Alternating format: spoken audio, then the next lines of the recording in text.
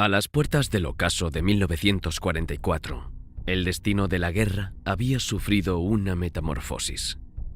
Los ejércitos aliados, como titanes imparables, amenazaban las fronteras del Reich desde los confines orientales y occidentales.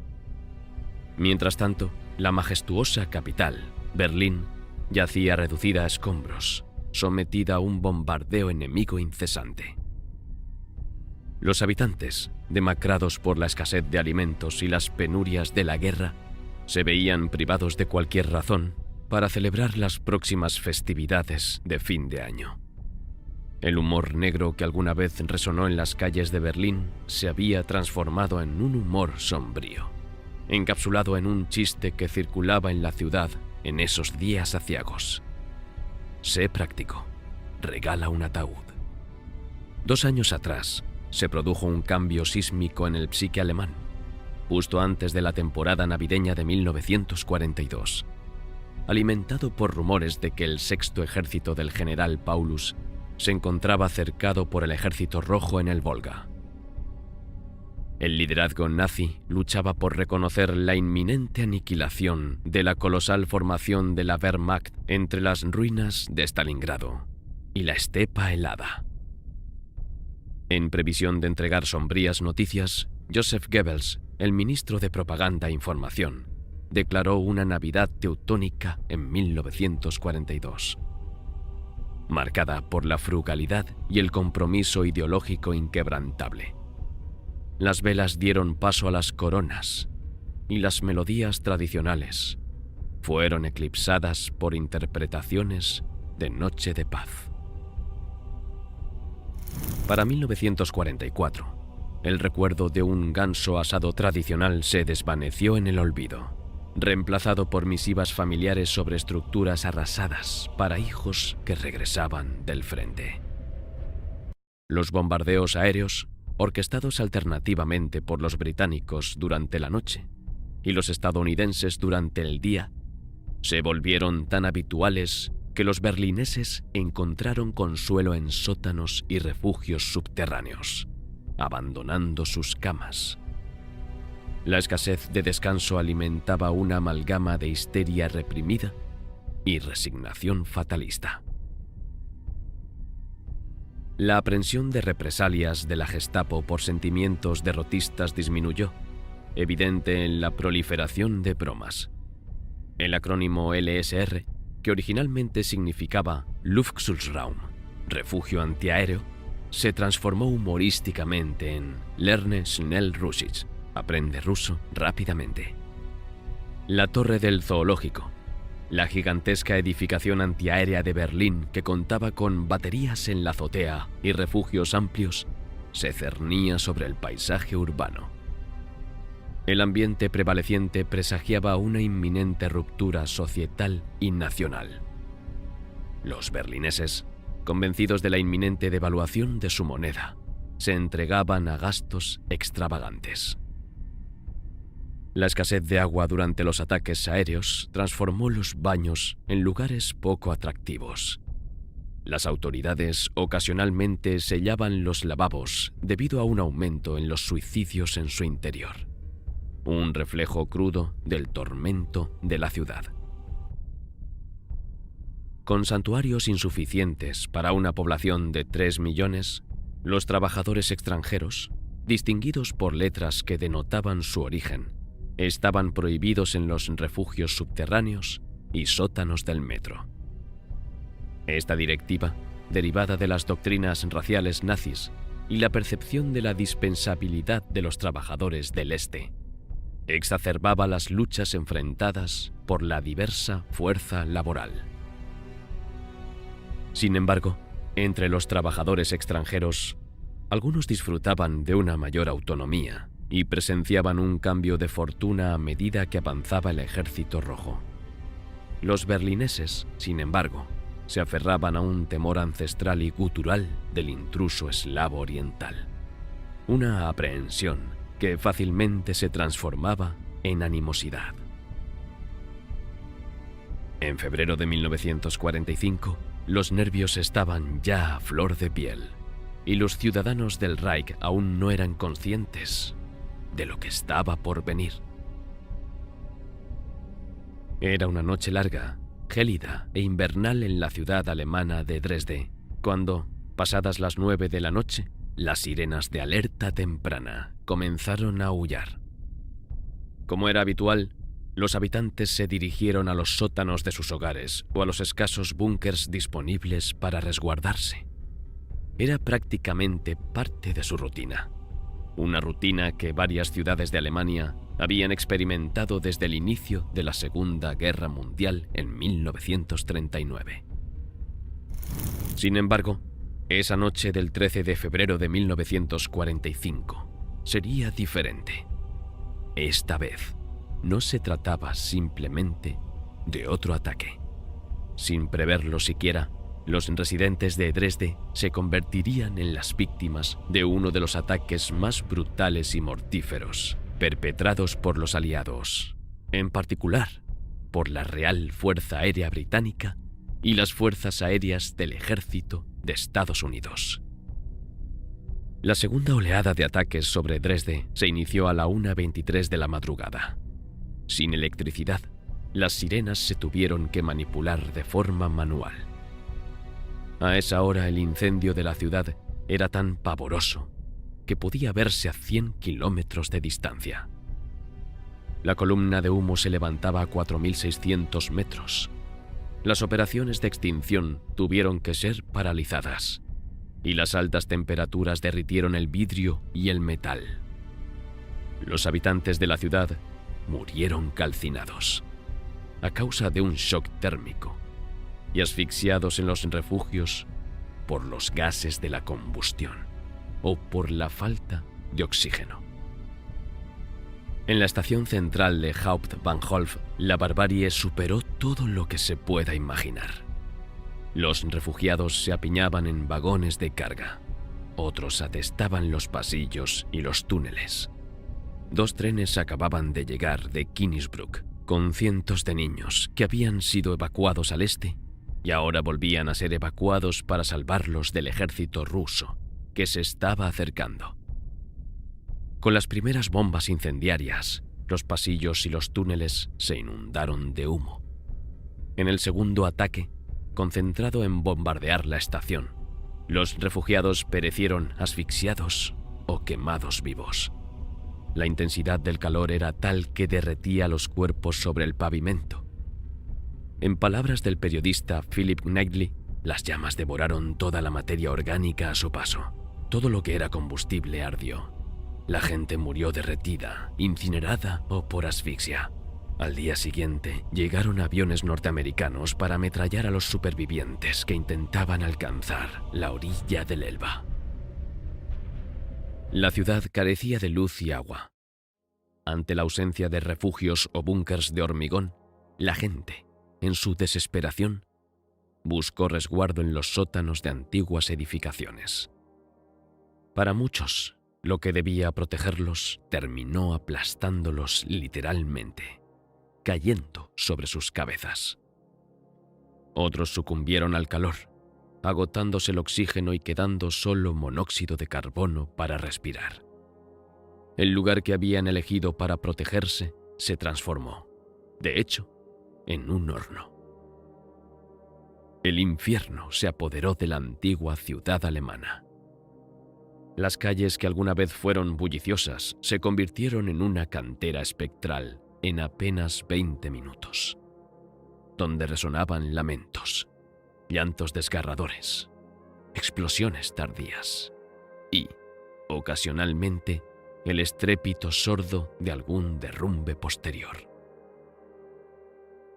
Uno de los pilotos británicos que participó en el ataque a Dresde la noche del 14 de febrero expresó: «El infierno, tal como lo imaginamos los cristianos, debe ser algo parecido a esto. Esa noche me convertí en pacifista».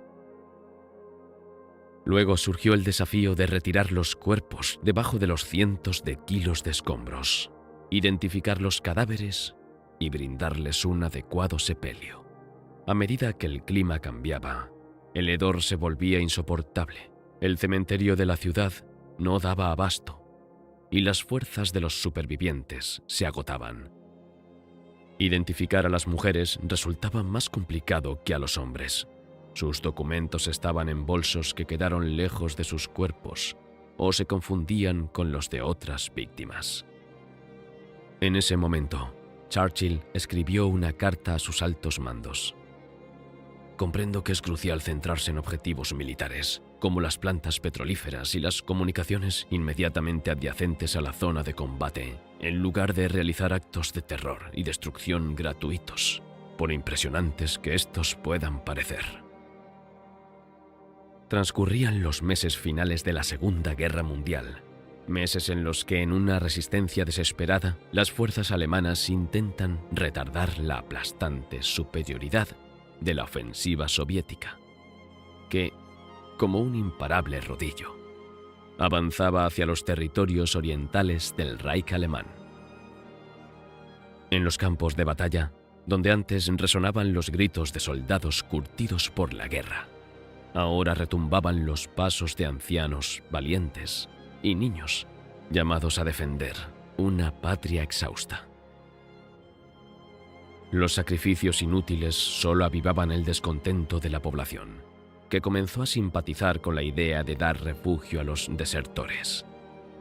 Un granjero polaco que estuvo en Berlín el 24 de enero presenció cómo mujeres gritaban a oficiales y suboficiales que llevaban a una columna de soldados alemanes por la calle: «Dejad que nuestros maridos vuelvan a casa y enviad a los nazis de mayor antigüedad en su lugar». Ante la escasez de hombres disponibles para el frente de batalla, se inició la preparación de unidades improvisadas de reclutas durante el otoño anterior. Con la mayoría de los hombres alemanes de entre 17 y 45 años ya reclutados, la Volkssturm se convirtió en una amalgama de adolescentes y ancianos, formando una última línea de defensa improvisada. Goebbels, comisario de la defensa del Reich en Berlín, lideró una intensa campaña propagandística para impulsar el fervor y la lealtad, mostrando imágenes de ancianos y jóvenes marchando juntos en formación y recibiendo instrucción militar para defender la causa nacionalsocialista. La moral de los soldados en el frente no experimentó un aumento a pesar de todas estas iniciativas. Muchos quedaron horrorizados al enterarse por las cartas que recibían de sus hogares de que se estaba entrenando a sus padres, e incluso, en algunos casos, a sus abuelos o hermanos menores para el combate domingo tras domingo.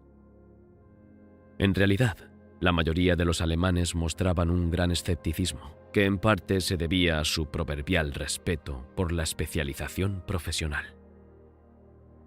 A pesar de sus esfuerzos, la Volkssturm estaba condenada al fracaso, ya que a sus hombres no se les proporcionaban raciones alimentarias, obligándolos a depender de sus familias para obtener comida. Los comandantes de la defensa pronto reconocieron que los veteranos de la Primera Guerra Mundial eran los únicos con un cierto sentido del deber, mientras que la mayoría de los reclutas se escurrían en cuanto tenían la oportunidad.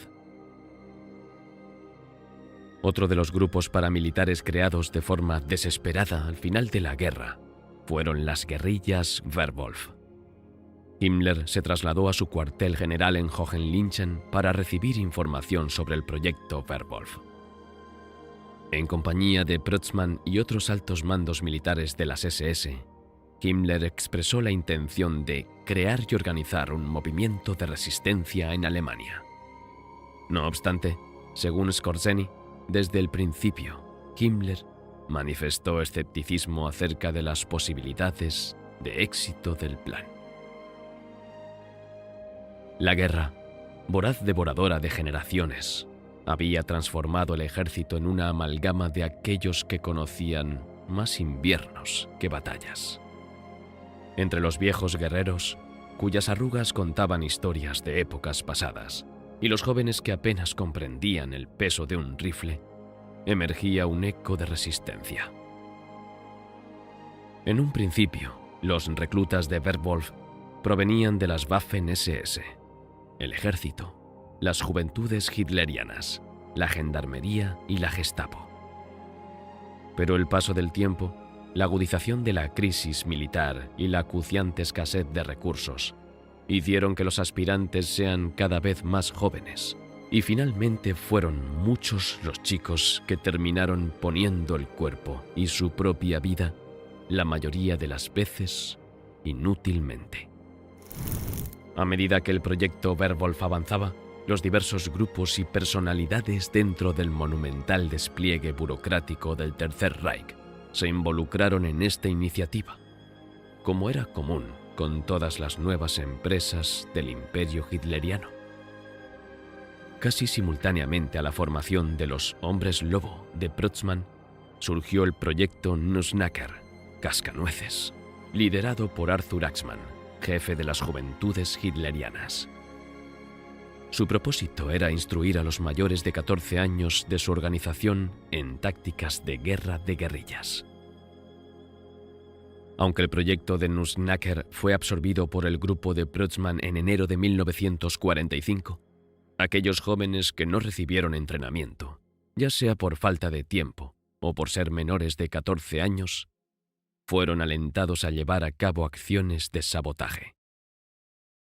Estos reclutas improvisados, movilizados en un último esfuerzo desesperado, a menudo se encontraban desprovistos de entrenamiento adecuado y carecían de equipo suficiente. En ese tiempo, los jóvenes alcanzaban la madurez en un año, un mes o incluso durante una sola batalla. Muchos, lamentablemente, no sobrevivían a ese primer enfrentamiento. Determinados a demostrar que podían actuar como superiores a los veteranos, algunos de los cuales podrían ser sus padres en edad, mostraron una valentía imprudente que tuvo sus consecuencias. Se estaba preparando el asalto final sobre Alemania.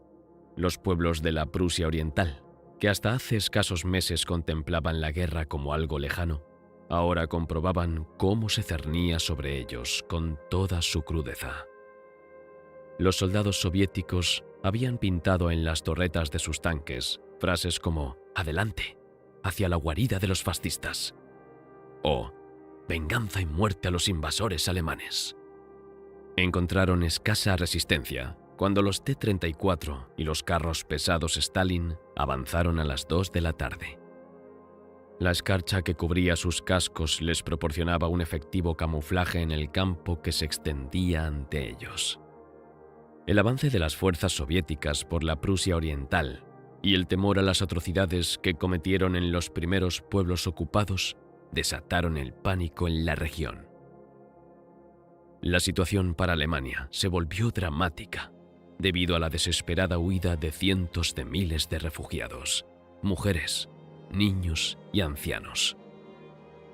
Bajo una meteorología infernal, con un invierno de temperaturas glaciales, iniciaron el éxodo, abandonando los hogares de su patria ancestral. En trenes atestados, marchando a pie sobre carreteras cubiertas de nieve o lagunas congeladas y bajo la amenaza constante de la aviación y los tanques rusos, multitudes desesperadas intentaron llegar a los puertos del Báltico. Para ellos, un buque representaba la seguridad y la puerta de escape a la libertad, llevándolos hacia el oeste. En esta huida terrestre hacia el Báltico, las bajas por frío, hambre, enfermedades y la acción de guerra se contaron por cientos de miles. Era ya 4 de marzo. Los tanques soviéticos penetraron hasta la desembocadura del Oder en Stettin, alcanzando el Báltico y cortando las vías de evacuación por tierra hacia el oeste. A los cerca de 2 millones de alemanes que aún se encontraban en Pomerania y la bahía de Danzig, solo les quedaba una vía de escape hacia la libertad: el camino sobre el mar Báltico.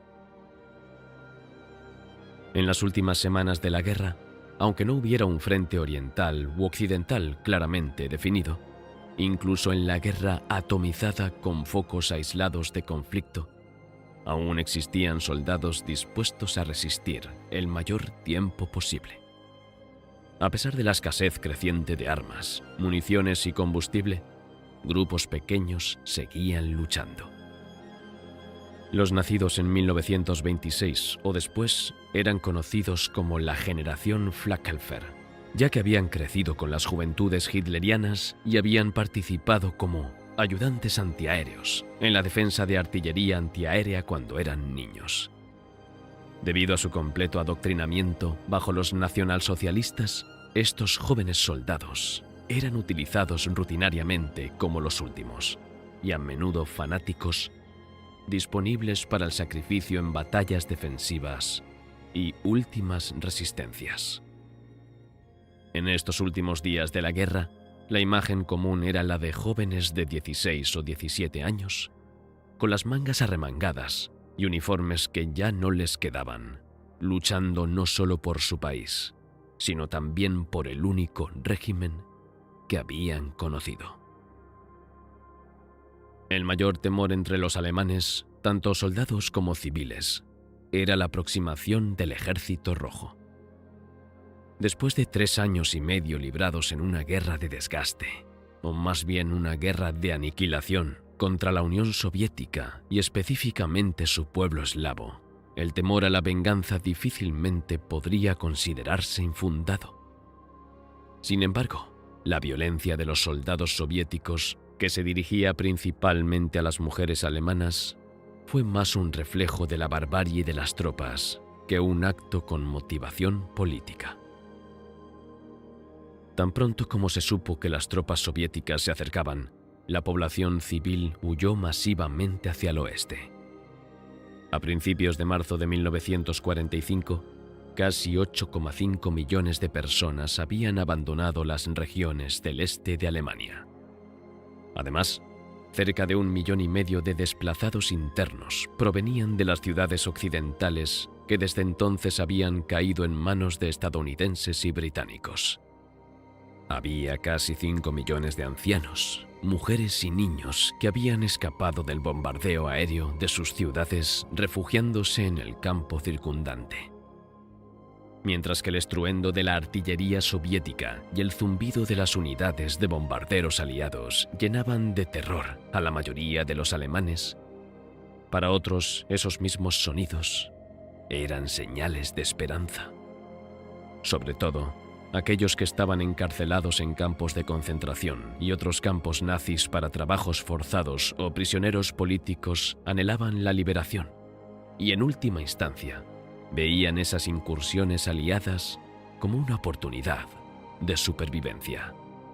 El deseo predominante de los alemanes en ese momento, tanto de las tropas como de los civiles, era ver a los ejércitos británico y estadounidense avanzar hacia el este lo más rápido posible, llegando a Berlín y ocupando la mayor parte del país antes que los soviéticos pudieran superar la línea del Oder. Pocos estaban dispuestos a colaborar con el propósito de Hitler de obstruir mediante la autodestrucción. El 19 de marzo, víspera del cruce del Rin, Hitler emitió una orden declarando que la batalla debería llevarse a cabo sin consideración hacia nuestra propia población. La movilización masiva de hombres hacia el frente había dejado un vacío palpable en las ciudades y pueblos. Las calles, una vez llenas de vida, resonaban ahora con un silencio inquietante. Las mujeres, ancianos y niños eran testigos del agotamiento de los recursos y la desorganización que prevalecía en una sociedad desbordada por las consecuencias devastadoras del conflicto. La escasez de alimentos se erigía como un espectro omnipresente, un enemigo intangible que acechaba en cada rincón. Los estantes vacíos de las tiendas, antes abastecidos con productos variados, testimoniaban la crudeza de la situación. Las raciones se volvían cada vez más escasas y la población enfrentaba el desafío diario de encontrar alimentos para sobrevivir. La agricultura, desgarrada por las demandas de la guerra, no podía satisfacer las necesidades de una nación hambrienta. La desorganización administrativa y la falta de recursos logísticos exacerbaban la crisis. Las infraestructuras colapsaban, las comunicaciones se volvían caóticas y la burocracia se sumía en la anarquía. La maquinaria gubernamental, una vez eficiente, estaba ahora desbordada por la magnitud de la tragedia. Las autoridades luchaban por proporcionar servicios básicos, mientras la población enfrentaba una realidad donde la normalidad había desaparecido por completo. El colapso económico se manifestaba en la devaluación vertiginosa de la moneda. El dinero, una vez símbolo de prosperidad, perdía su valor a un ritmo alarmante. La inflación galopante contribuía a la sensación generalizada de que la estabilidad económica era un recuerdo lejano. Las personas, empobrecidas por las circunstancias, veían cómo sus ahorros se evaporaban en un abrir y cerrar de ojos. La desconfianza y el miedo se propagaban como un virus social. Las informaciones contradictorias y la censura gubernamental generaban escepticismo entre la población. La propaganda, que alguna vez había influido en las masas con eficacia, ahora enfrentaba el escepticismo y la resistencia de aquellos que buscaban la verdad en medio de la confusión. En abril de 1945, prácticamente todos los alemanes eran conscientes de que la aventura bélica que Hitler había iniciado en 1939 estaba a punto de terminar. El desmoronamiento del país llevaba aparejada la práctica ausencia de noticias, ya que habían desaparecido tanto los periódicos como otros medios de comunicación que podrían haber ofrecido alguna pista sobre lo que realmente estaba sucediendo. Ante este vacío, solo la propaganda de guerra seguía ejerciendo una enorme influencia sobre la percepción de la realidad de los alemanes. El temor al Ejército Rojo estaba estrechamente relacionado con una oleada de suicidios que alcanzó en algunos lugares niveles apocalípticos. La muerte fue percibida por miles de personas como la única salida ante la caída del sistema nacionalsocialista y la previsible venganza de los vencedores. El cumpleaños de Hitler, viernes 20 de abril de 1945. Amanece en un día soleado, el 56º cumpleaños de Adolf Hitler. En medio de edificios en ruinas, las banderas del partido se alzan sobre los escombros, proclamando Die Kriegstadt Berlin grüßt den Führer. La ciudad fortaleza de Berlín saluda a su Führer.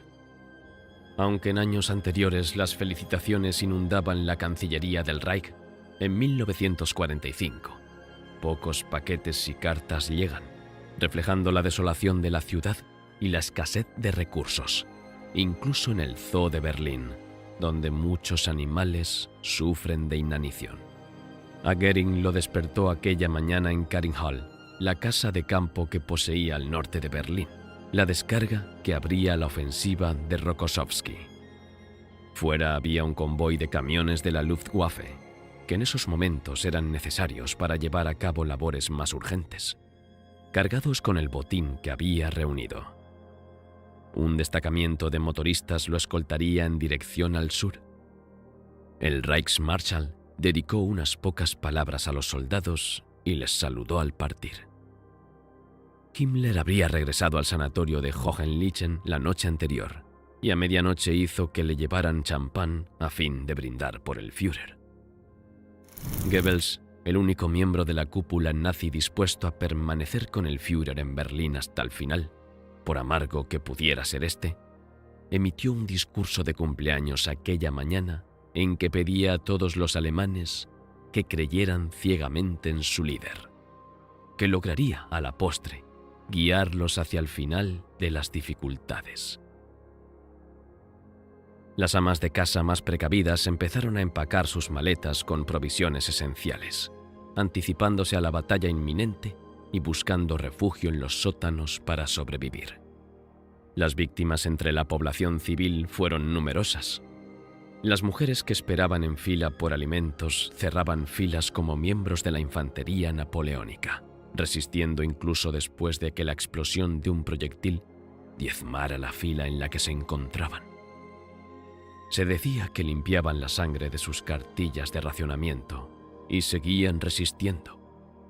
«Se mantienen en pie como muros», anotó una berlinesa en su diario, recordando cómo antes corrían a refugiarse en los búnkeres ante la aparición de aviones de caza en el cielo de la Alemania central. Las mujeres hacían fila por una ración de mantequilla o embutido, mientras que los hombres salían a la calle solo para esperar su turno y conseguir un trago de aguardiente. Este contraste simboliza la preocupación inmediata de las mujeres por la supervivencia, mientras que los hombres buscaban escapar de las consecuencias de la guerra. Los alemanes tenían un aspecto famélico y se notaba que habían sufrido mucho. Berlín no era una ciudad bonita. Sus calles eran estrechas y estaban llenas de barricadas, tranvías estropeados y otros vehículos. Las casas estaban vacías porque todos se habían refugiado en los sótanos. Durante la retirada hacia el centro de Berlín, los pelotones de ejecución de las SS llevaron a cabo su labor de verdugo con una urgencia cada vez mayor y un fanatismo insensible. En los alrededores del Kurfürstendamm se introdujeron en las casas en las que habían aparecido banderas blancas para abatir a todo el que hallaban en su interior. Despavorido ante el ímpetu del derrumbamiento, Goebbels describía estas señales de rendición como un vacilo pestífero. Sin embargo, el general Mummert, comandante de la división blindada Müncheberg, ordenó a los pelotones de las SS y la Feldgendarmerie de su sector que rodeasen la estación de Anhalter y el Potsdamer Platz y amenazó con ajusticiar en el acto a los ejecutores. Las condiciones empeoraban de un modo paulatino para los que se hallaban envueltos en la lucha. Eran pocas las veces en que los soldados alemanes se encontraban cerca de una bomba de agua, por lo que se veían obligados a calmar su sed, exacerbada por el humo y el polvo, bebiendo de los canales. También se multiplicaban los casos de colapso nervioso provocados por la combinación de agotamiento y fuego de artillería constante. A fin de que no decayera la resistencia, Bormann había extendido, a semejanza de Goebbels y Ribbentrop, el falso rumor de un trato con los aliados occidentales. «Manteneos firmes, luchad con fanatismo», había ordenado a los Gauletier la madrugada del 26 de abril. «No vamos a abandonar, no tenemos intención alguna de rendirnos. Somos conscientes de la evolución de la política externa. Heil Hitler». Firmado Reichsleiter Bormann.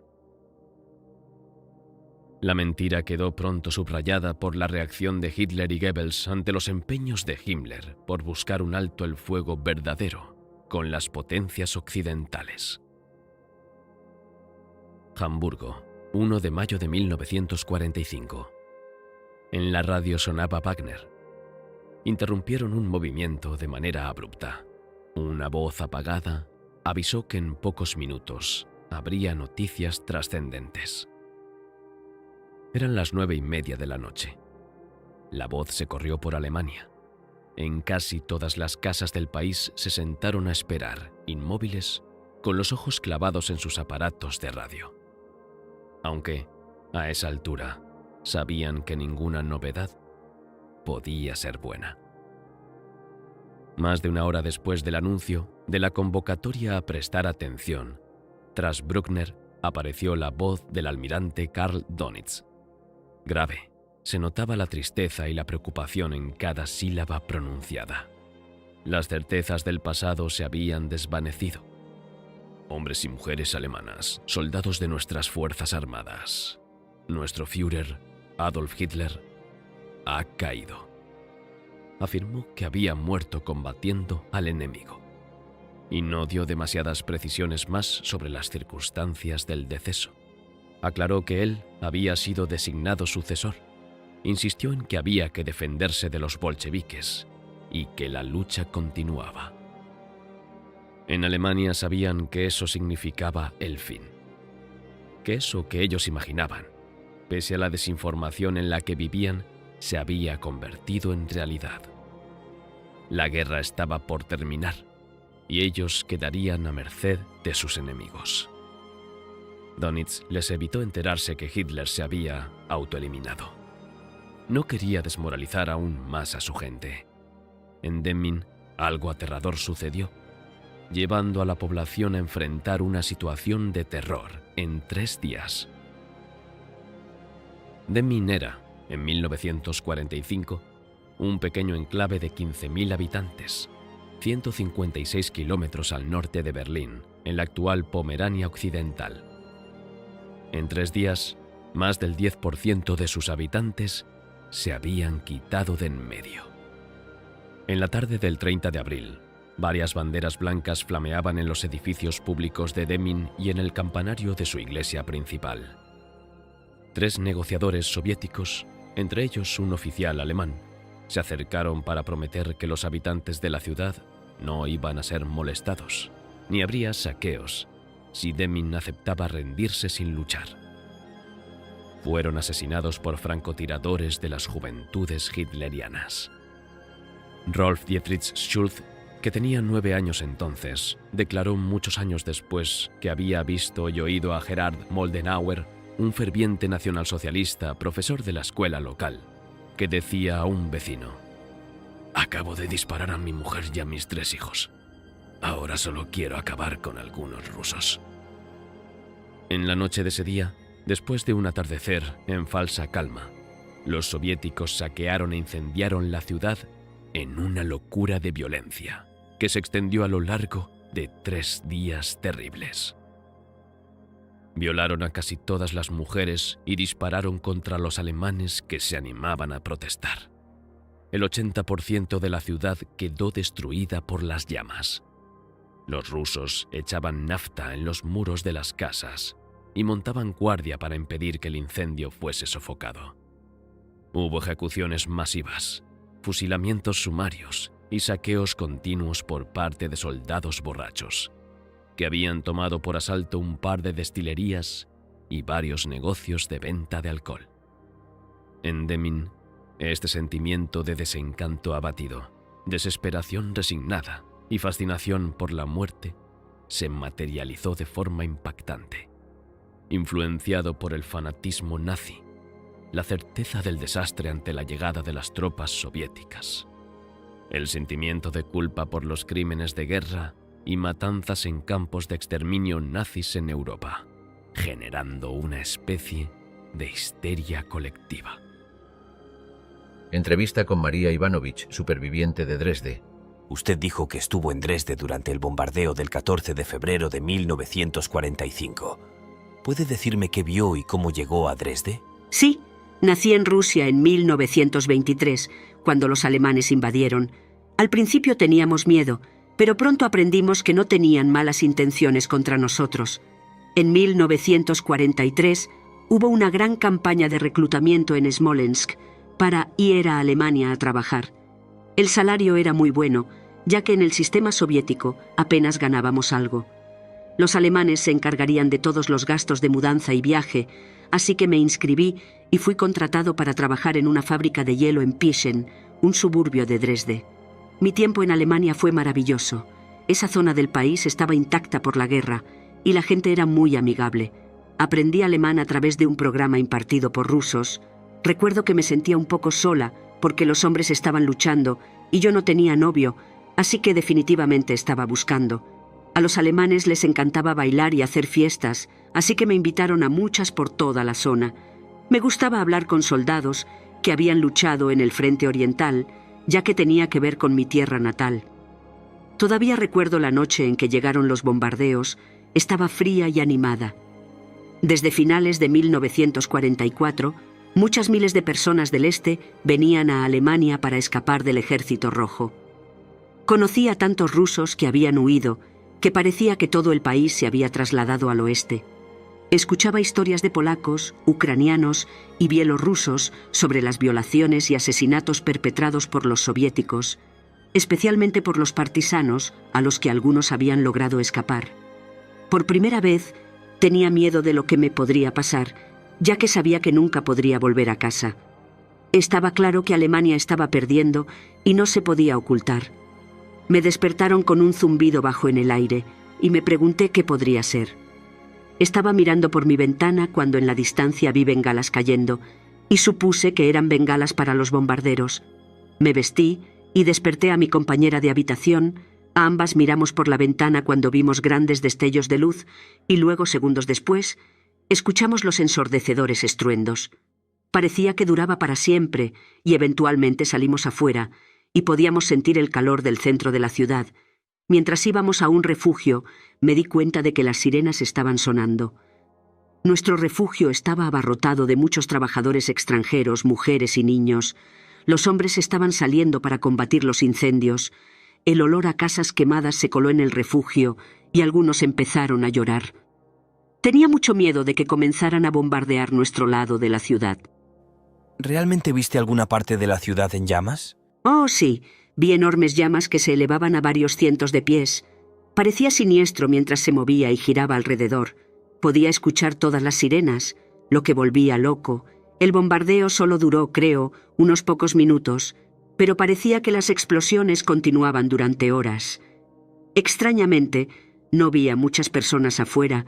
La mayoría había estado en el interior ya que hacía frío, pero recuerdo haber visto a muchos refugiados que se quedaban en el centro de la ciudad. No tenían a dónde ir. Todas las habitaciones y hogares estaban llenos y ya estaban abarrotados. ¿Qué pasó después del bombardeo?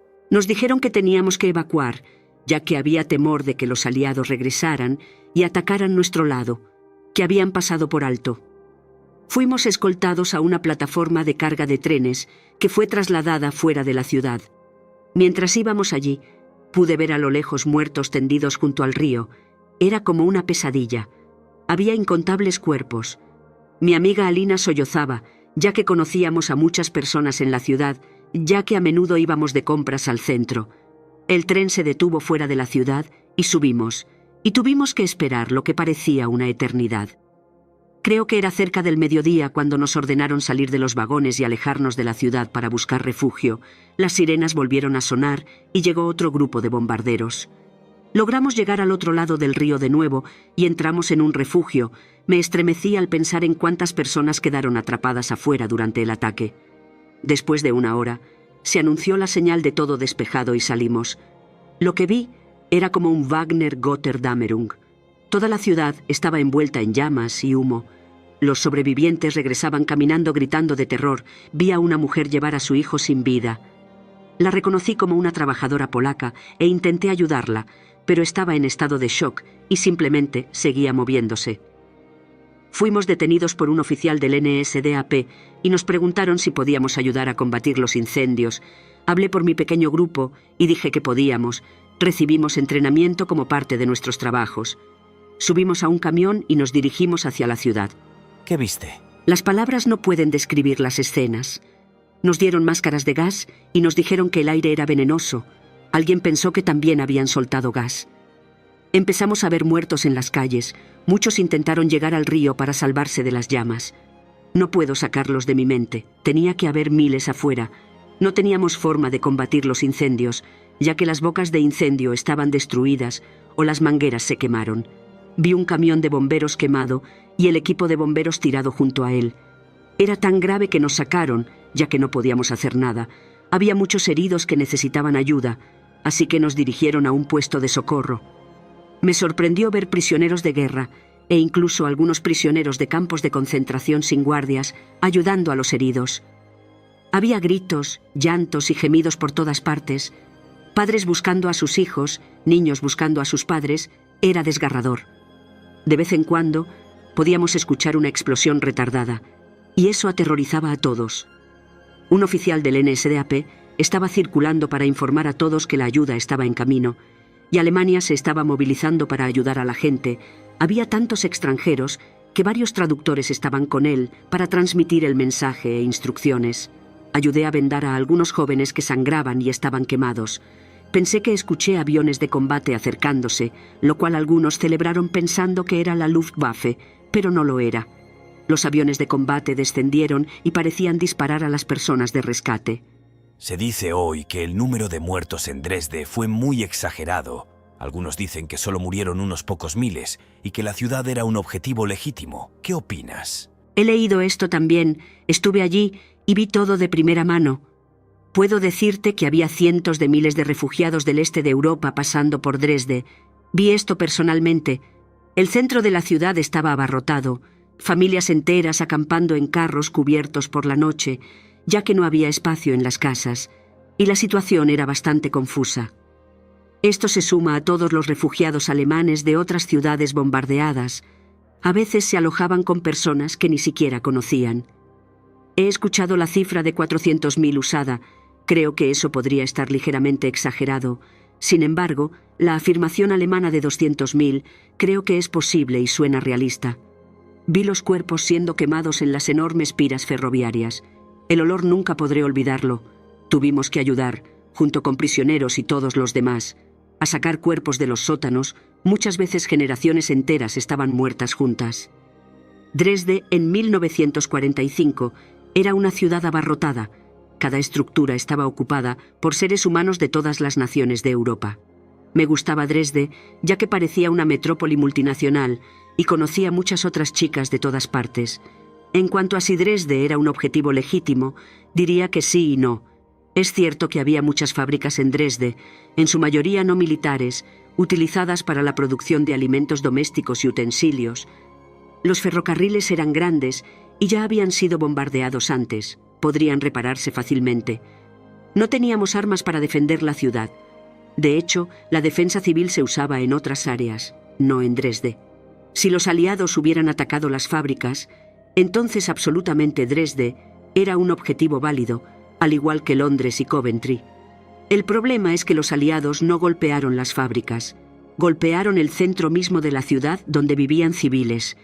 Creo que muy pocas fábricas resultaron dañadas. Algunas quedaron intactas durante toda la guerra, ya que eran propiedad de gobiernos extranjeros. Dado que los aliados no atacaron ninguna de estas fábricas, llamaría al raid un ataque de terror puro, dirigido a civiles. Lo digo porque parece ser el objetivo declarado de los aliados, matar a tantas mujeres, niños y ancianos como pudieran como forma de quebrar el ánimo alemán. No funcionó en absoluto. Vi un gráfico que mostraba que la producción alemana alcanzó su punto máximo en octubre de 1944, por lo que muestra que la campaña de bombardeos fue un fracaso en ese sentido. Personalmente, creo que debería ser considerado como un crimen de guerra, ya que murieron tantos civiles. ¿Qué te pasó después de Dresde? Los alemanes cuidaron muy bien de nosotros. Permanecí cerca de la ciudad durante la mayor parte de febrero, pero las interminables columnas de refugiados seguían llegando, al igual que los soviéticos. Me trasladaron al oeste con grandes grupos de refugiados y fui testigo de ataques a civiles por parte de pilotos tanto soviéticos como aliados. Eventualmente llegué a Weimar, donde en abril ya estaba en manos estadounidenses. Me etiquetaron como trabajadora esclava y me dijeron que podían devolverme a Rusia. Me negué, como la mayoría, y supliqué quedarme en Alemania o ir a América. Esto fue complicado, ya que los aliados sabían que nos habíamos ofrecido como voluntarios para trabajar en Alemania, y si nos devolvían, seríamos ejecutados. Nos hicieron firmar formularios en los que decíamos que éramos retenidos en Alemania como trabajadores forzados, y nadie se atrevía a corregir esto, ya que sabíamos lo que significaba. Afortunadamente, conocí a un soldado estadounidense y pudo llevarme de vuelta con él en 1946. Se convirtió en mi esposo y nos establecimos en Cleveland, Ohio.